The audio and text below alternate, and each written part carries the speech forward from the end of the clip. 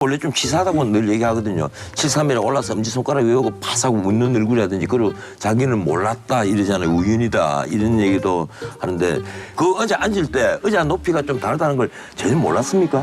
나는 그거 못 느꼈는데요. 근데 높이가 문제가 아니고요.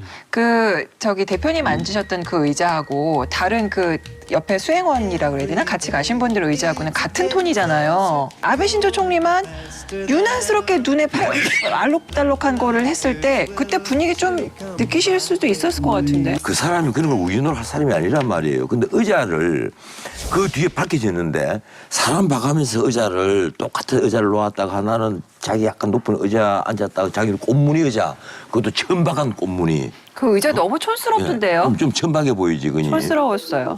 아베 총리는 상대적으로 높은 의자에 앉아 있는데 홍 대표는 낮은 의자에 앉은 게 확연합니다. 아베 총리가 홍 대표를 내려다보는 구도가 된 거죠. 하지만 같은 날 안토니우 구테흐스 유엔 사무총장은 아베 총리와 같은 높이의 의자에 앉아서 대화했습니다. 지난 5월 문희상 의원이 일본에 갔을 때도 저렇게 낮은 의자에 앉혔습니다. 지난 6월 아베 총리를 만난 정세균 국회의장은 회담 2시간 전 의자 높낮이가 다른 걸 발견하고 의자를 교체했다고 합니다. 아베 총리하고 그 악수를 할 때는 외국 원수입니다. 네네. 그러면 같은 원수끼리라면 또 다르겠죠. 그래 외국 원수에 대한 가벼운 목례는 합니다. 원수가 아니고 행정수반이죠. 그 트럼프 대통령이 왔을 때 악수할 때도 똑같습니다. 응? 같은 정상이라면 악수하는 형태가 틀리겠죠. 실제로 내가 그 90도 절한 것도 아니고 가벼운 목례였어요. 네네. 실제로 그 지난번에 대통령 특사가 시진핑 주석 만나러 갔을 때 그건 90도 절을 했습니다. 대통령 특사로 가면 대통령하고 같은 격입니다.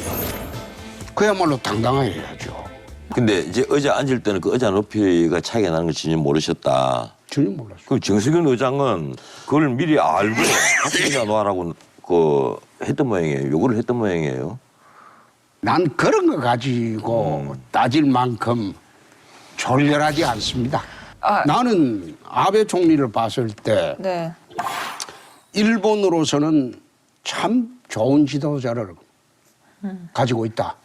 난 그런 생각이 들어요. 뭐 일본 국민으로서 그렇습니다. 느낄 수 있겠죠. 네, 일본으로서는 일본의 자존심 세우고 실리 외교하고 경제 부흥 그리고 경제 부흥시키고 그만큼 좋은 지도자가 돼 있습니까?